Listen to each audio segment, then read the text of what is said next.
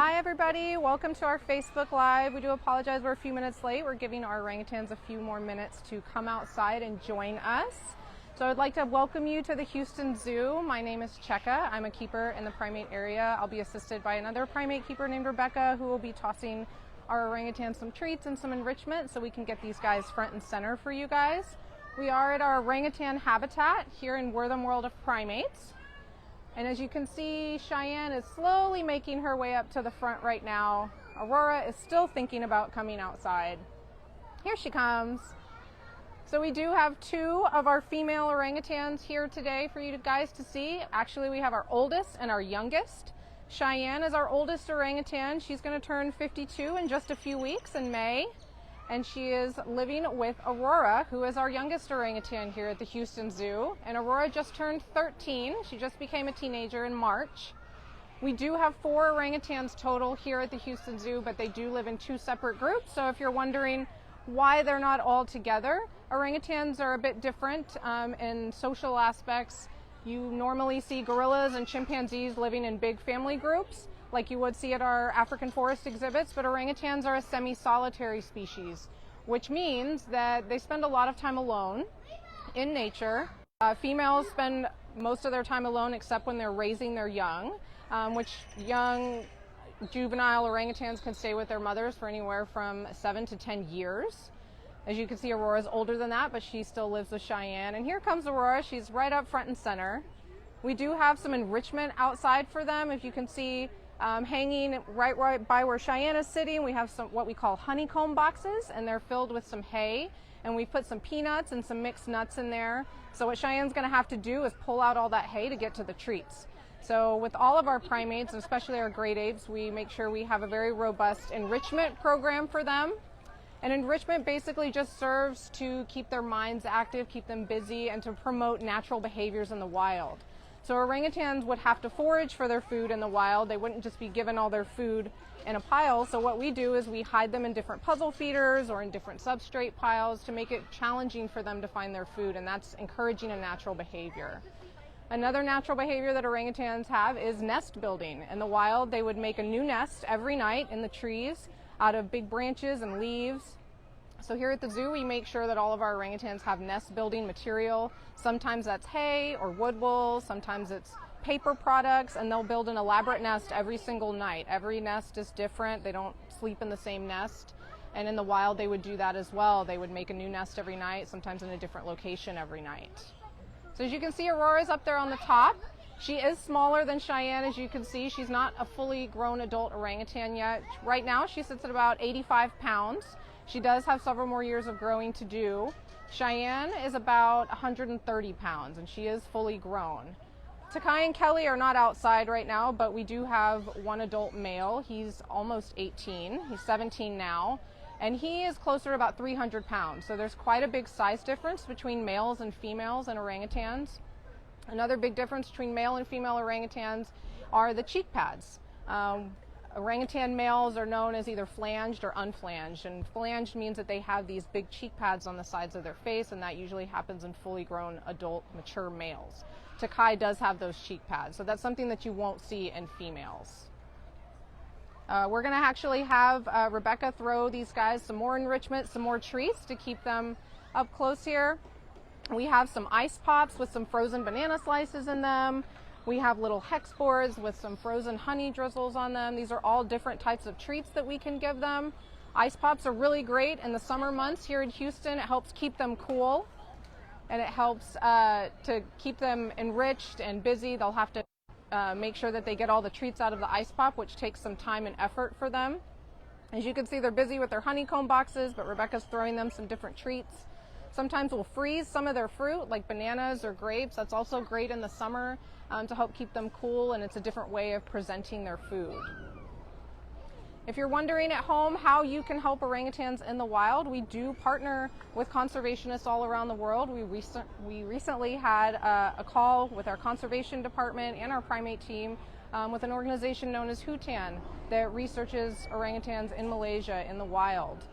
And Houston Zoo, just by buying a ticket or becoming a member here at the zoo, is a great way that you can contribute here at home to orangutans all over the world. We have been partnering with Hootan for many years, and we get regular updates from them on how orangutans are doing in the wild, what we can do here to better the lives of the animals we have here. So it's a really important conservation project that we partner with, and we have partners all over the world that help save wildlife. So just by becoming a member or coming to the zoo any day is a great way to help these orangutans out in the wild, because they are an endangered species. Cheyenne and Aurora are kind of hiding right now. They're still working on their enrichment, but hopefully they'll take those honeycomb boxes out of their face for a few minutes. Cheyenne is an older orangutan, as you can see. Orangutans and great apes in general can live well into their 50s. So Cheyenne's doing really well. She's really healthy for her age. We like to think that Aurora keeps her young. Sometimes Aurora likes to play with Cheyenne and wrestle with Cheyenne. So even though Cheyenne does like to rest and relax, she does tend to play and wrestle with Aurora just the very next hour. So we like to think that Aurora really keeps her young and on her toes. And like I mentioned, we do have two other orangutans here. We have Takai, who's 17, and Kelly, who is our other adult female, and she is 43.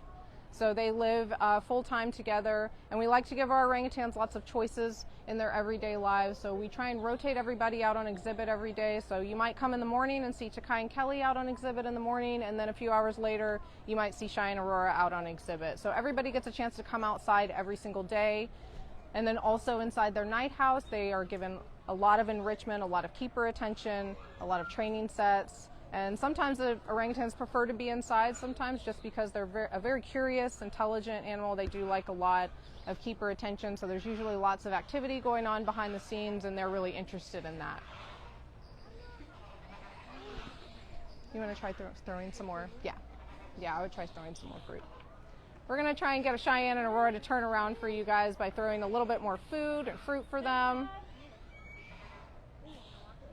That was a hex board that Rebecca just threw. So we're going to try and see if we can get them a little bit up close for you. And Aurora seems like she's on top of it. Aurora is definitely a lot faster than Cheyenne, so if Cheyenne doesn't hurry and grab food, a lot of times Aurora will take it. Aurora in general likes to be up high. She doesn't feel as comfortable on the ground, and that's normal for orangutans. Wild orangutans spend most of their life in the trees, in the forest. And it's okay that Cheyenne likes to spend time on the ground. That really just means that she feels safe and comfortable. In the wild, orangutans would feel more vulnerable on the ground. But actually, Hootan has just told us recently that they've actually started seeing some wild orangutans start to nest on the ground, which is a new behavior that they're seeing in wild orangutans. But here at the zoo, we like to provide them with lots of options of different levels that they can be at. So if some prefer to be on the ground, that's fine. And then Aurora, if you can see, we have some high up platforms high up in our exhibit, and Aurora a lot of times will take her food and her enrichment up to the top of the platform and sit up there. We also let Aurora bring out her nest tub if she wants, so sometimes she'll take up her nest tub. We have these big black round tubs that they can take and make nests in, so sometimes Aurora will take those up there and rest in there in the afternoon.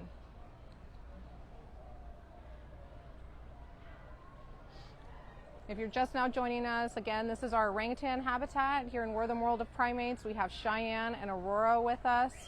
Cheyenne is almost 52 years old and Aurora is 13.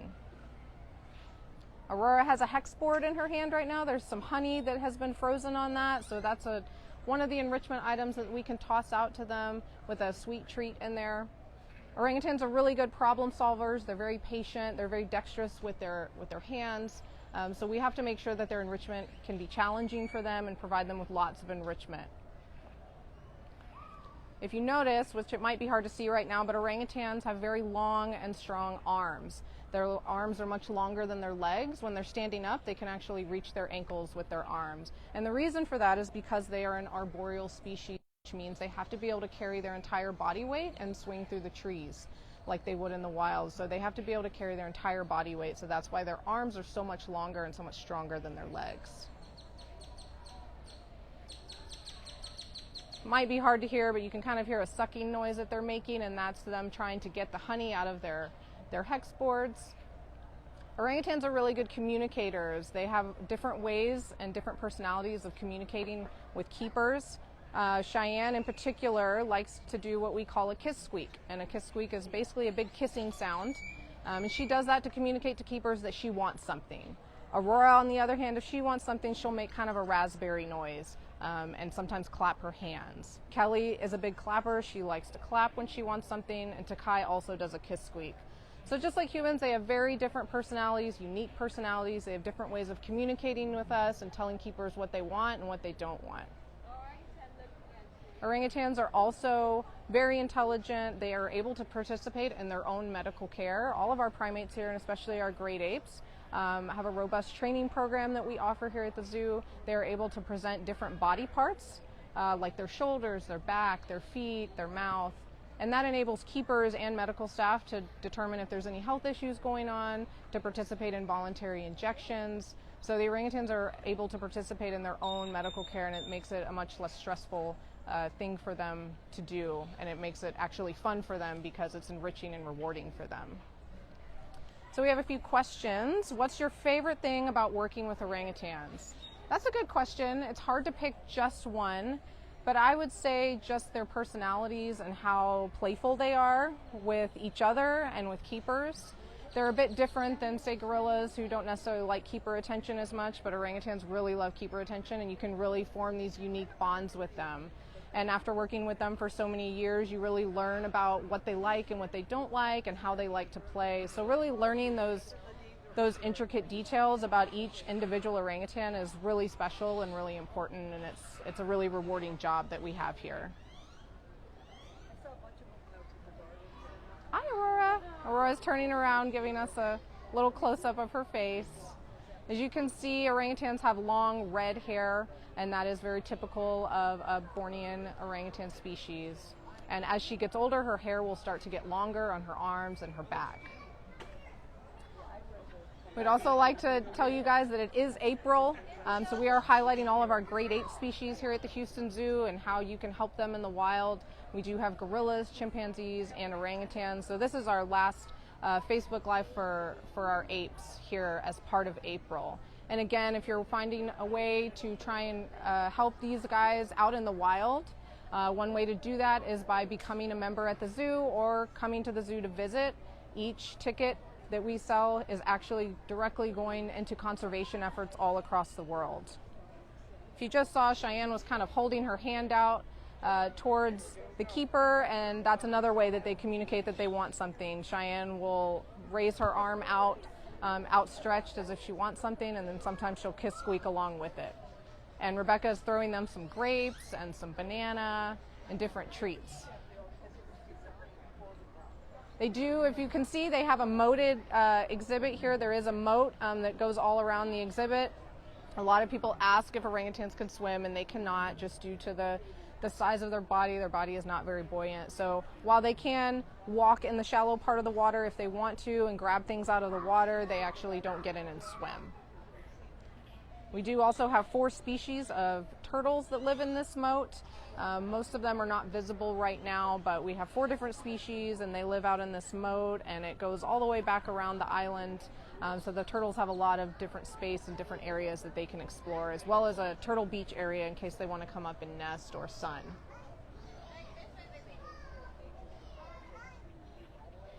So now they're both interacting with some of their hex boards and getting that honey off of there, and you can hear them kind of making that sucking noise, and that's how they're able to get out any of the frozen treats that are inside the little holes. They can also use their fingers, but orangutans tend to use their lips and their mouth for a lot of things. They're really talented when it comes to using their lips. So say, for example, they could take an orange and they could completely peel an orange or a banana without even having to use their hands at all. They could do it completely with their lips. So it's a pretty unique feature that they have. Cheyenne looks like she's coming up to the front to see if she can find some more treats. And Aurora is following suit. And if you notice, they have honeycomb boxes. That's what they were interacting with previously. And they're still working on getting some of those treats out. But eventually they'll have to pull all of that hay out of those little holes and find the treats and manipulate that honeycomb box to get everything that they want out of there. Keep your questions coming, guys. We have a lot of information to give out about these guys, and any question you have, we would love to answer it. If anyone's wondering, Aurora has lived with Cheyenne since she was about 9 months old. She's actually not Cheyenne's biological daughter, but Cheyenne has been a wonderful surrogate mother for 4 different orangutan kids now.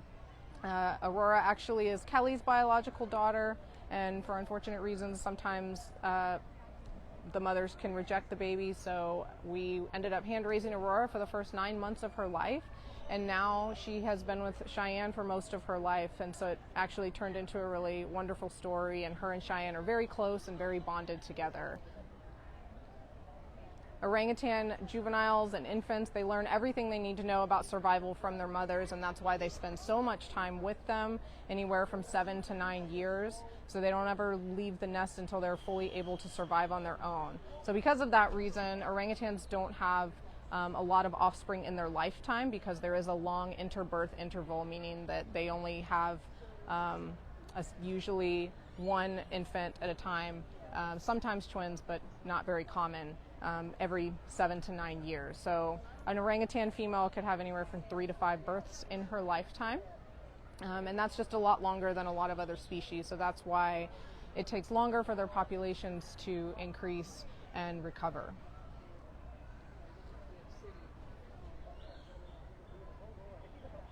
Again, if you're just joining us, we have Cheyenne, who is our almost 52-year-old orangutan, down on the ground, and then right above her is Aurora, and she is 13. She just turned into a teenager. And if you ask what an orangutan teenager is like, it's very similar to a human teenager. They're very playful, they're very precocious, very curious. Sometimes she's very cooperative with us, and sometimes she's not. So I'm sure a lot of people at home can recognize that in their own teenagers. Cheyenne has, looks like a walnut in her mouth. She's getting that out of the honeycomb box. And once she gets everything out of there, she'll crack into those walnuts and eat those. We give a variety of different treats to our orangutans here. Sometimes it's peanuts or currants or figs. They like some treats more than others, but orangutans are fruit eaters in nature, in the wild, so that is part of their diet here. That's like their dessert. They really love their fruit, but they also get vegetables, they get lots of greens every day, and also biscuits. Biscuits have a lot of their calories, their minerals, their nutrients, and we use their fruit a lot of time for training and for enrichment because it's highly motivating for them. Orangutans are highly food motivated, so if there's not food involved, they're not typically going to want to do it. But they are very playful, so usually any type of paper products that we offer to our orangutans, they like to roll around in it, they like to make nests out of it. So they get a very unique diet here, and every day they get a different fruit, a different vegetable, so they have something different every day. And just like you and I do, they have their favorite vegetables and some of their not so favorite vegetables. Hi, Shy. So what Rebecca is throwing now is what we call some boomer balls, and it looks like Aurora is going to go dig that out of the moat. But what we can do with these boomer balls is sometimes we can freeze some juice in there so that they have to work on getting it out. But today they actually have sunflower seeds. There's a little hole on top of that ball, and we put sunflower seeds in it, and they have to kind of manipulate and work on getting those seeds out.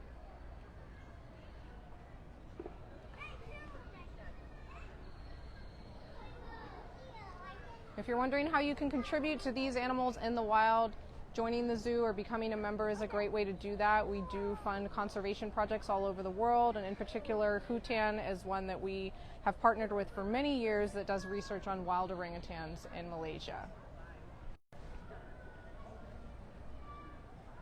Not sure if Aurora is going to come and grab that boomer ball. It may be a little far for her to reach, but if it floats back over that way, she might come and grab it. There is a little shallow area right here in the water where the turtles can come and bask. There is one kind of sitting over by the grass now, so if the orangutans wanted to, they could stand in that area, but the moat gets quite deep the further out you go, about 15 to 20 feet.